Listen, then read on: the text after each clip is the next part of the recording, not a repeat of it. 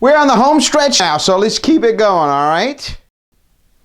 Section 809, validation of debts. This section contains a healthy dose of legalese, so instead of quoting all the text required in your communication verbatim, which you can go back and read anyways, whenever you want, let's get to the meat and potatoes of 809. Chances are very good that your employer has created an initial dunning letter that covers everything required, but you should know it anyways. It's always good to be informed. If your first communication is your outgoing initial letter, there are some things that you must identify in that letter, such as the amount of the debt. Number 2, the name of the creditor to whom the debt is owed.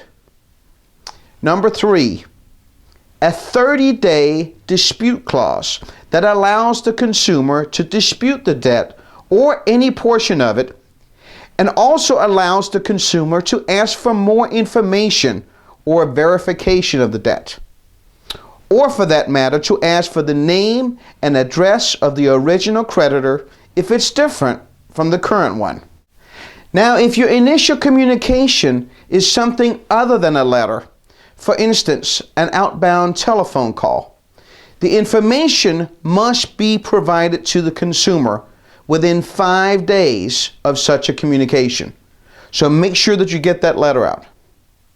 Furthermore, if the consumer files a dispute or a request for validation, the debt collector must cease collection activities until such request has been fulfilled. So never continue collecting on a debt that's been disputed. Make note, if the consumer fails to file a dispute or validation request inside of those 30 days, a court may not construe that as an admission of liability by the consumer. Therefore, you should never tell a consumer that they admitted to owing the debt if they did not file a dispute within the 30-day period. The following should not be treated as initial communications: formal legal pleadings in a civil action, or sending or delivering other forms of notices that does not relate to the collection of a debt.